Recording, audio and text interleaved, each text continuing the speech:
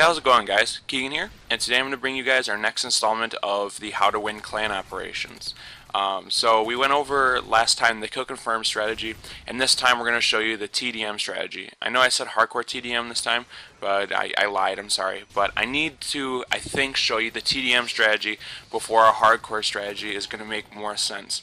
So, like I said before, only the top 6 people are going to score for your team. So why does it not make sense to get them the most kills possible? So what you're going to do, you have your party set up already, and we explain how to do that. And then and if you didn't see that video, I'll leave at the end of the video a link to that, and then possibly do another video as well. But you have your slayers, and then you have your supportive roles. So your slayers in a TDM, I don't think I need to explain that too much. You just need to pretty much set up a class and slay like crazy and get as many kills as possible. That only makes sense, right? I'm sure none of you guys would have thought of that. Anyways, then also you need to have supportive role players. Now, to maximize the amount of kills that the supportive role has, we're going to have to in turn not take kills from them. So the best way to do that is use a riot shield. You don't have to kill anybody with it. You can just distract people, give cover fire, and distract the other people. Just use the riot shield for what it was meant for, besides the whole part of killing. And that just makes sense, as there's no reason to think that you're going to get a lot of kills with it. So more of a supportive role is what it should be used for, and that's what it was put in the game for. So this is not cheating. This is not boosting. This is not anything. This is, we're using the game mechanics like Infinity Ward created the game for. Now, most people are going to say, that it's like something bad or that we're doing something wrong, simply because we're not getting kills. To you guys, I would say, stats don't mean shit, and why everyone thinks that they do, that's just beyond me. For PS3, it's going to be easy for you guys to make maybe separate accounts if you want to, but for Xbox, I realize it's a little bit harder. But who cares about stats? This is to win a clan operation, and this is actually really fun to do. You're going to have, if you have one person per party here, you can see they're getting a lot of kills. And I'll explain a little bit more later after I show you guys how to set up your classes. So let's go over how you set up your classes for the TDM operations. Alright, so let's go over what you guys are going to need then for your classes. For the Slayer role of a TDM operation, it's probably not too hard to figure out. Again, like I said, it's just your normal pub stomping classes. So you're going to either want to use a submachine gun that has good long range, like a PP90 or MP7 is good, or a good assault rifle. Probably everyone's favorite, ACR. That's what most everyone's going to use. For the ACR, either put on something like a silencer, extended mags, like the non-stop class that everyone knows it as, or something like that. Whatever you're comfortable with that you think you can get a lot of kills with. For your secondary, you do not want to use the FNG9 akimbos like we did in the kill confirmed operation. Make it something like another submachine gun, like you're using overkill or something like that. So the MP9 with a silencer or extended mags is both really good. For your tactical, either portable radar or your trophy system.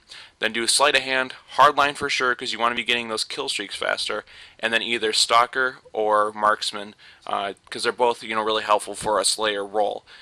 Then for your strike packages, you need to make sure that you have high enough kill streaks that they're helping you, but not too high that you won't be able to get them. So like Predator Missile, Attack Chopper, and then your Overwatch are both really good. Also, make sure that you're not calling in kill streaks that you have to spend a lot of time in. Like the Predator Missile is probably the only one that I would use, and then maybe the Precision Airstrike. But the Reaper, not a good choice, and then also like an AC-130, not a good choice, just because you can get found and get killed pretty easy. Now for your supportive role, we call these our Riot Shield classes. This is the most important role that you need to get effectively for a supportive role. Riot Shield, obviously, and then either as a secondary, either a pistol with a silencer or an XM25 because it sucks balls in Modern Warfare 3, or something like that, and I'll explain why in a second. For your lethal, put on a throwing knife because they're really bad in Modern Warfare 3 as compared to the Tomahawk in Black Ops, which were like magnets, and then either concussions or stun as your secondary. And then, like I said, I'll explain why in a second. First perk, Recon Pro is a must. These are what you're using your tacticals and your secondary for. The Pro version allowing you to paint someone with that secondary pistol, or obviously with your with your XM25 or launcher that you so choose, and then also with your tactical grenades, we'll paint them on the radar. This also with your support role, the support strike package. I'm sorry, rather is a must. You want to use UAV, UAV ballistic vest, UAV counter UAV, or UAV up to recon drone possibly. But don't let everyone on your team run the recon drone because you're more than likely not going to get it every time. So this, you want to use that support role just because simply you're going to be dying a lot, obviously, and you want to keep going with that kill streak. So we're going to cut back into the game where Elite Shooter is. And as you can see here, we have everyone going to work with these classes pretty much that we just set up. So a lot of people are going to like complain that, you know, all my stats are going to go down, yeah, blah, blah, blah. For Xbox, that's true. There's not much you can do about it. I know you can create like a new account and get like a month's free of Xbox Live, but it's just really tasky to do. For PS3, it's a lot easier because it's free, obviously. So that's why it's a lot easier to find people that are wanting to do this. I've never really cared about my stats at all. That's probably why I boast, you know, like a 1.2 K to D, but I still have a really high win loss. It's hard to tell you to, you know, I just want to tell you, just don't care about stats. If you want to win these, you just can't. But then in the same time, not everyone can do this. You still need good players that are willing to communicate. So pretty much having a mic is a must too in this. You can pick up good microphones, or like cheap microphones I should say actually, that'll work fine at Walmart or GameStop for like 20 bucks now. You know, they're really cheap.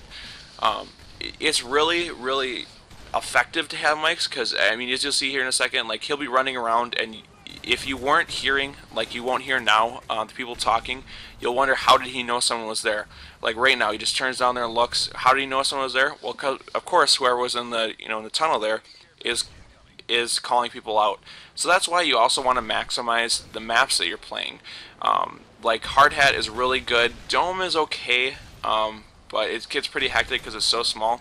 You just want to be able to play maps that are going to be good for your advantage. Like getting in the center here. Then you have people in the barrel room, you have people watching B-Dom, and you have people watching the tunnel. And call out to your Slayer where those people are coming from.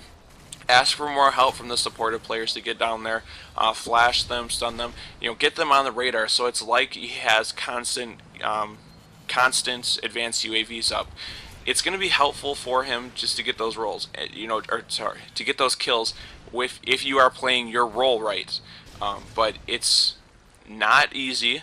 And not everyone's going to be able to do it as effectively. It takes practice, but I mean, do it outside of clan operations. This is really fun. It's not like we're forcing members to do this. A lot of people are really happy to be doing this for each other, and it's fun to see people just go completely fucking ham on noobs and just like drop Moabs. And believe me, we drop a lot of Moabs in the TDM operations.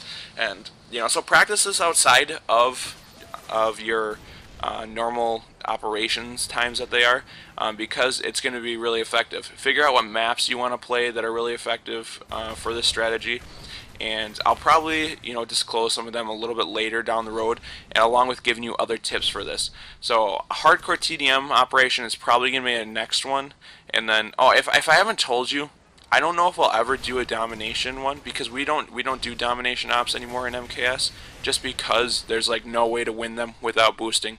So we really don't even want to try. I mean, we know we're one of the best clans, and when we come like 130th place, it's no fun. And I don't know. But anyways, that's the end of the game, and like I said, I'll come out with some more content soon, so stay tuned, and I hope you enjoyed, guys. Have a great day.